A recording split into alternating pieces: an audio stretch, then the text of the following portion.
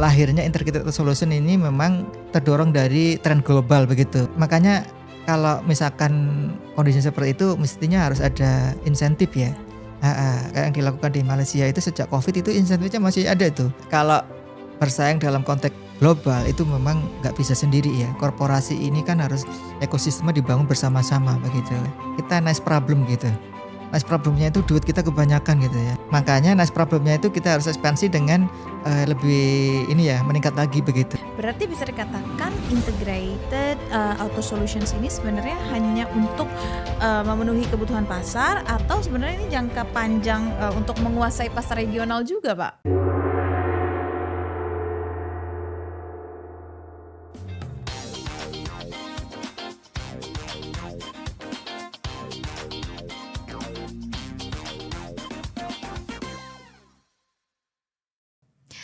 Halo semuanya, selamat datang kembali di The Extra Shot bersama dengan saya Syafina Sasyar, podcast yang obrolannya singkat, padat, dan sekali dengar pokoknya langsung melek gitu ya. Kenapa kita mau teman-teman melek? Karena kita mau teman-teman DX untuk bisa memiliki selalu perspektif baru yang tajam dan juga bisa cepat relevan dan sesuai dengan dinamika yang ada saat ini. Nah hari ini gue sendiri akan membedah transformasi besar di dunia logistik otomotif. Pasti teman-teman ada yang udah familiar juga dengan IPCC atau IPCC, yang kini gak cuman hanya bermain di terminal aja, tetapi juga melakukan ekspansi besar dengan adanya strategi enhancement from beyond the gate to integrated auto solutions. Nah ini sebuah langkah berani untuk bisa mengintegrasikan seluruh rantai pasok kendaraan dalam satu ekosistem. Nah sekarang saya mau tanya dulu nih kepada Bapak Sugeng Mulyadi. Pak Sugeng, makasih atas waktunya untuk DX Pak. Ya, makasih Mbak Safinas. Pak, karena kita mau ngebahas tentang enhancement from beyond the gate ke integrated auto solutions gitu. Sebenarnya apa yang mendasari harus dilakukannya enhancement ini dan bagaimana implementasinya yang sudah berjalan di tahun 2025? Ya, jadi sebetulnya kenapa sih kita melakukan penyempurnaan ya sebetulnya dari beyond the gate ke integrated auto solution.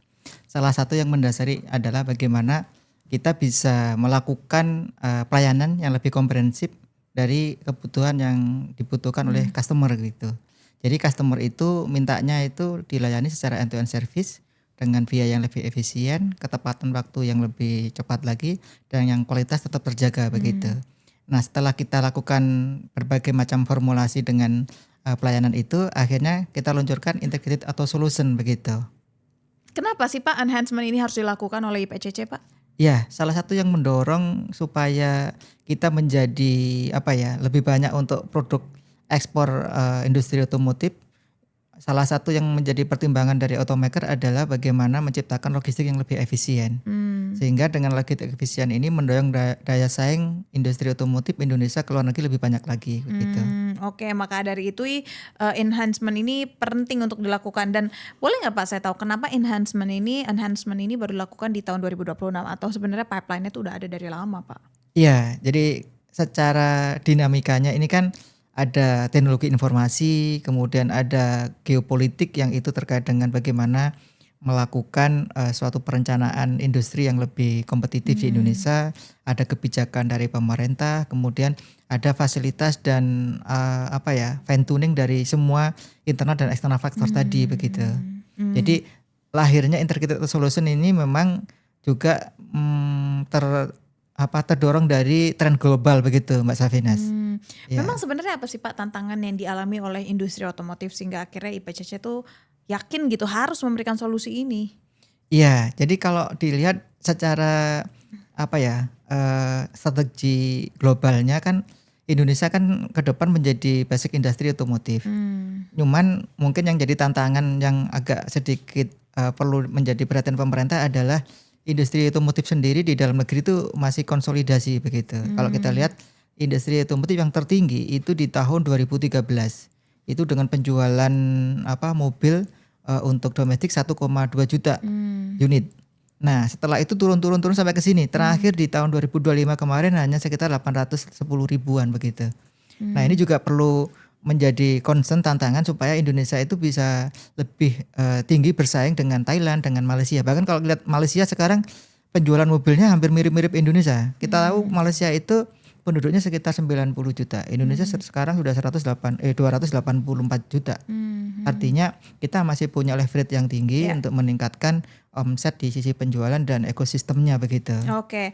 Berarti bisa dikatakan integrated auto solutions ini sebenarnya hanya untuk memenuhi kebutuhan pasar atau sebenarnya ini jangka panjang untuk menguasai pasar regional juga, Pak? Ya, secara jangka pendek tadi bagaimana mengintegrasikan ekosistem yang ada di dalam negeri, kemudian dalam jangka menengah dan jangka panjang kita memberikan dorongan Indonesia menjadi eksportir negara yang bisa menyaingi Thailand, India dan negara-negara lain begitu.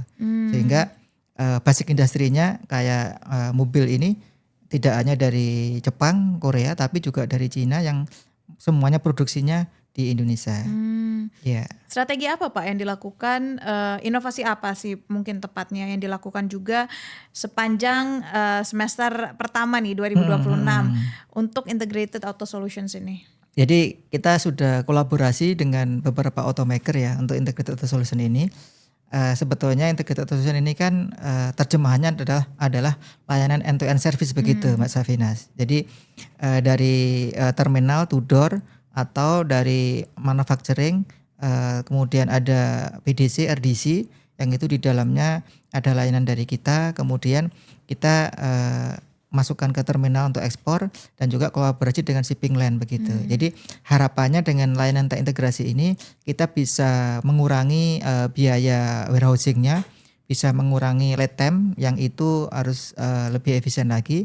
Yang terakhir menjamin kualitas layanan dari secara pabrik di jalan itu semua terjaga sampai di end customer baik itu domestik maupun internasional di ekspor begitu. Berarti ini tuh integrated di sini tuh juga dari hulu ke hilir ya Pak ya? Iya, in term of logistiknya tapi ya. Oke. Nah, layanan apa aja Pak? Berarti yang kini benar-benar sudah terintegrasi nih dari hulu ke hilir.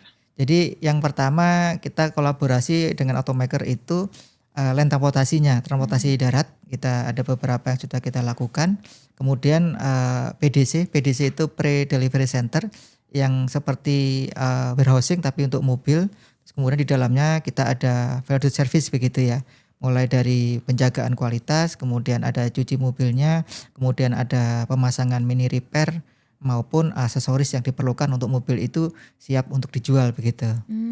Seberapa efisien Pak dengan adanya layanan one solution ini kan artinya kan semua kebutuhan dari para mitra terpenuhi dengan satu solusi ini aja. Betul.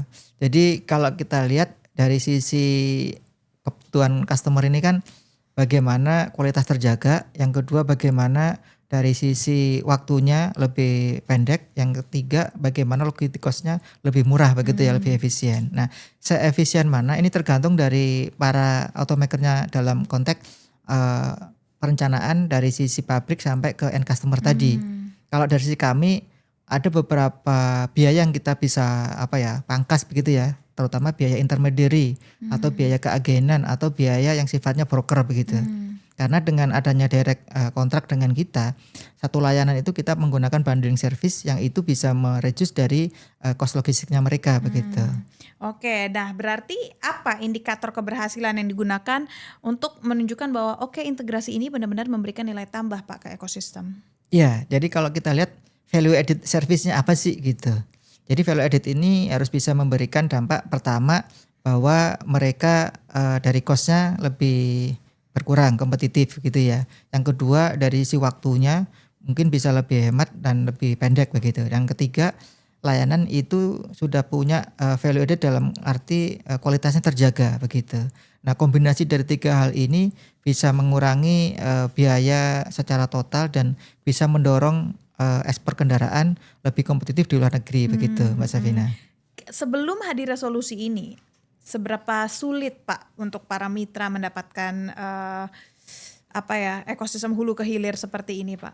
Ya biasanya mitra itu parsial ya, direct dengan customer, kemudian customer juga direct dengan pelabuhan. Jadi masing-masing punya berjalan sendiri-sendiri gitu ya Pak ya? Begitu. Nah ini juga kenapa ini menjadi penting karena sekarang ini kan kita sudah menggunakan digitalisasi otomasi juga ya.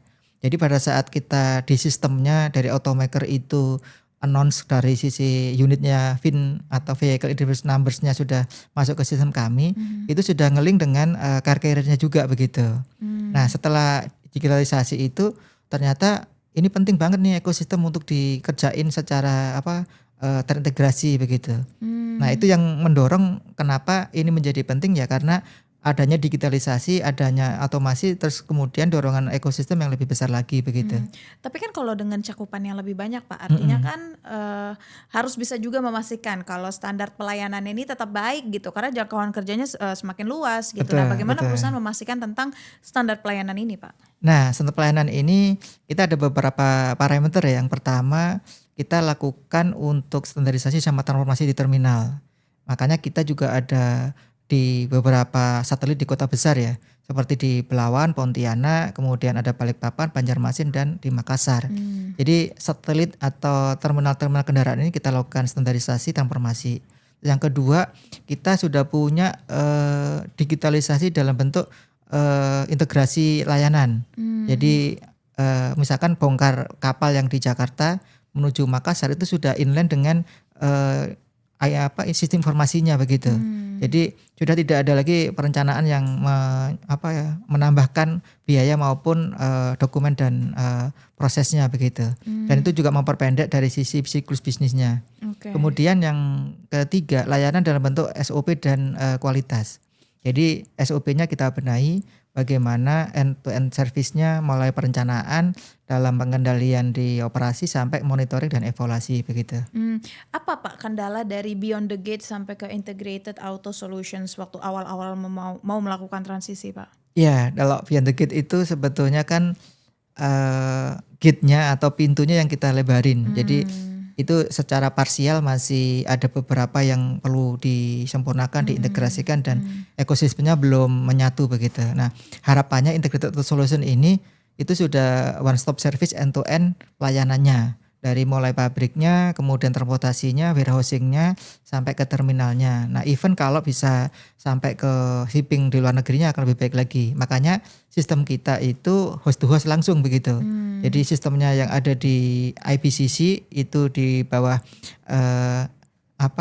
IT providernya Pelindo itu sudah nge-link dengan automaker begitu. Jadi semuanya sudah connect dengan host to host. Nah, itu juga kita kembangkan ke customnya, ke shippingnya gitu. Jadi perencanaan, proses sampai dengan controllingnya itu bisa satu kegiatan begitu. Nah, dengan adanya integrasi yang lebih baik dengan connect semuanya, itu memudahkan para pengguna jasa dan custom juga untuk melakukan kegiatannya masing-masing begitu, Mbak Safina. Oke, sejauh ini Pak dengan adanya Integrated Auto Solutions, bagaimana respon mitra Pak yang udah Bapak dengar gitu? Ya, jadi beberapa yang dari China ya, terutama yang mobil EV itu mereka juga cukup senang karena pertama mereka kan nggak mau repot-repot dengan menunjuk banyak vendor, banyak pelaku bisnis. Mereka taunya satu aja, bahwa yang di depan IKT gitu atau IPCC. Nah, IPCC memberikan jaminan layanan termasuk dengan vendornya juga gitu. Makanya mitra-mitra kita juga kita lakukan SLA SLG, kemudian standarisasi. Jadi kualitas layanannya harus terjaga begitu. Dan itu diapresiasi oleh beberapa customer bahwa mereka sangat happy dengan layanan ini dan bisa mendorong mereka untuk fokus di tempat yang lain dengan value added yang lebih besar lagi daripada harus ngurusin logistik kendaraannya begitu. Oke, ini respon dari mitra luar negeri. Kalau mitra dalam negerinya seperti apa Pak? Nah, kalau mitra dalam negeri memang agak unik karena kalau dalam negeri itu kan beberapa automaker menyerahkan kepada dealer ya.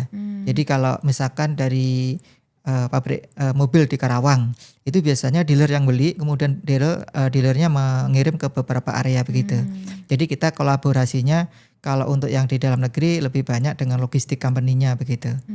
Tapi so far kita cukup happy dengan adanya beberapa kolaborasi dengan logistik company juga. Cuman yang mungkin perlu ditingkatkan adalah volume penjualannya tadi, Mbak Safina. Iya.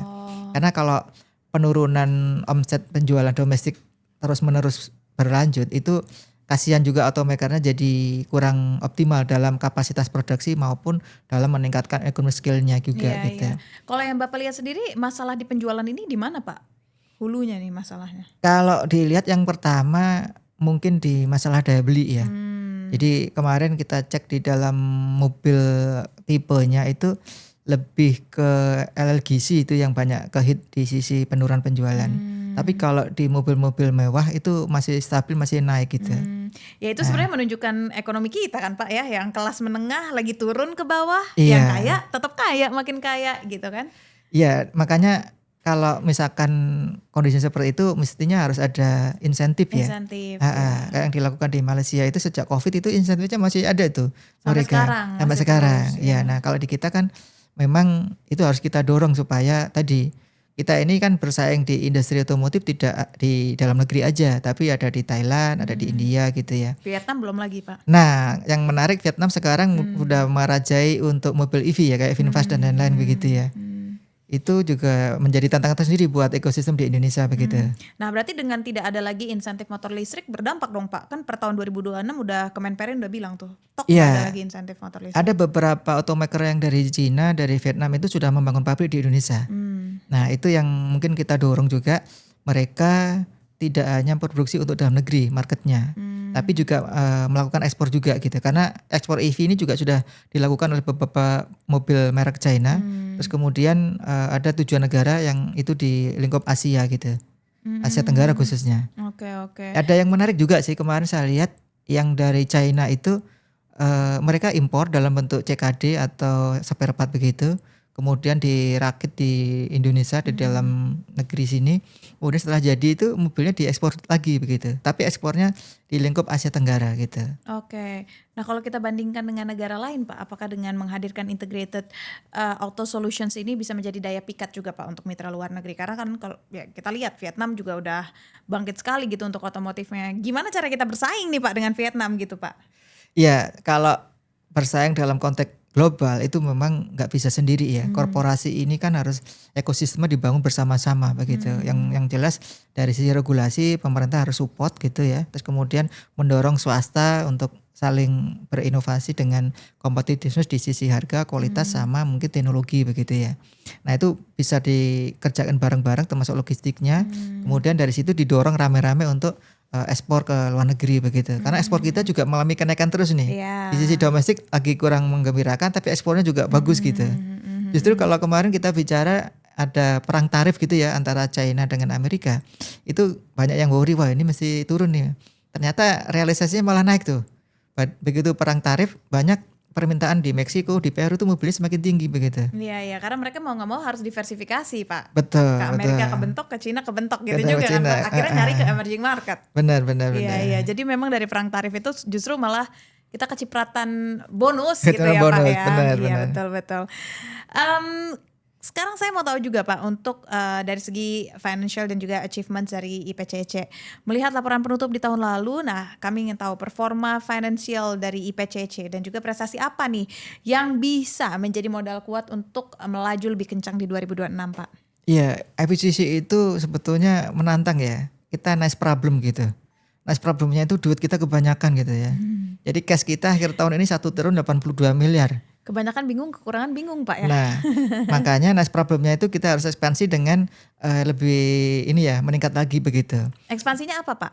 Yang tadi kita ada rencana membangun car storage building, Ya. gedung untuk naik ke atas gitu ya. Kemudian itu menambah kapasitas mungkin sekitar 25%. Kemudian kita juga melakukan kolaborasi, event itu nanti merger akuisisi dengan ekosistem termasuk logistik car carrier gitu ya. Kemudian kita ekspansi juga di luar terminal dalam bentuk pembelian lahan di area-area tertentu yang mendorong integrated atau solution begitu. Nah makanya dengan kas yang cukup besar kita tuh nggak punya utang sama sekali loh, Mbak. Bersih Jadi ya, betul. debt free company gitu, kayak loan bank maupun obligasi kita nggak ada. Makanya fundamental kita cukup kuat dan setiap tahun hampir 5 tahun ini dari sisi laba bersih pertumbuhannya ya kita di atas dari 25% ya CAGR-nya gitu. Even sampai akhir tahun ini kita belum rilis ke OJK ya untuk kinerjanya mungkin sekitar Maret nanti. Itu juga pertumbuhan pendapatan lebih dari 12%, pertumbuhan laba bersih lebih dari 20% begitu. Berarti untuk ekspansi semua full dari laba perusahaan ya Pak ya? Iya, kita belum sampai memperhatikan instrumen eksternal, tapi kita lebih mengoptimalkan pendanaan dari internal begitu.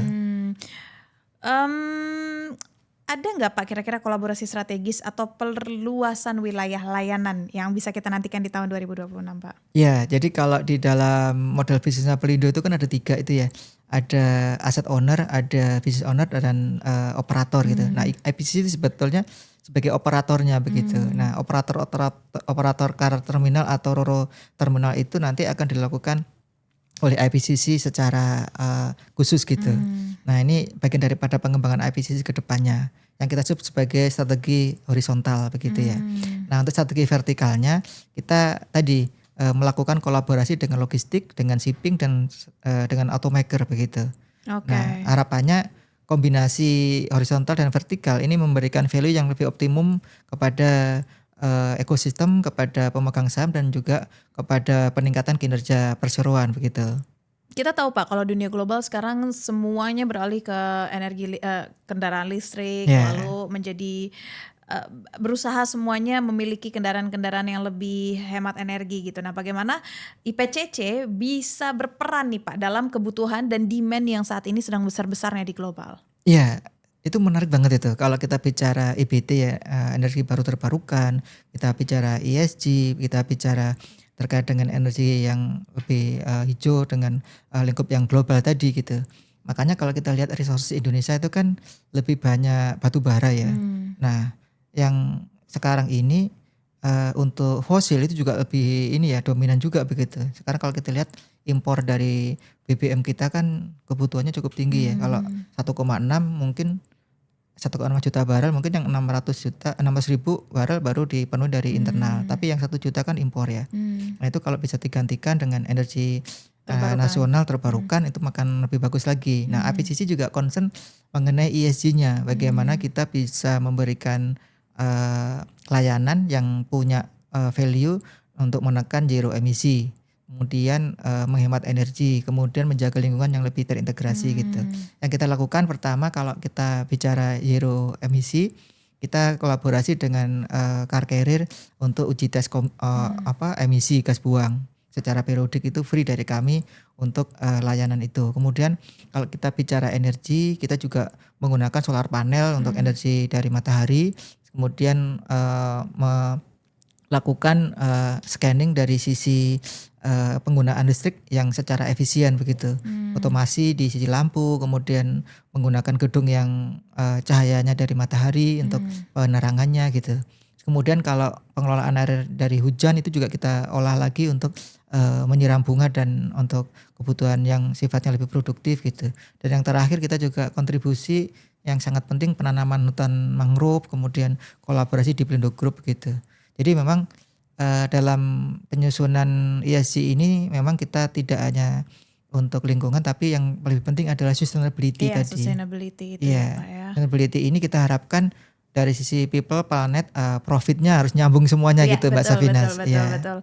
Dan mungkin terakhir juga Pak, apa pesan dan harapan Bapak juga untuk para investor yang ingin berjalan bersama dengan IPCC di transformasi besar ini Pak? Ya, sebenarnya terima kasih juga kepada investor IPCC yang sudah hand in hand dengan IPCC. Mungkin yang sekarang cuannya sudah agak banyak ya, dari harga yang kemarin sekitar 700 sekarang mungkin sekitar 1.300 ya.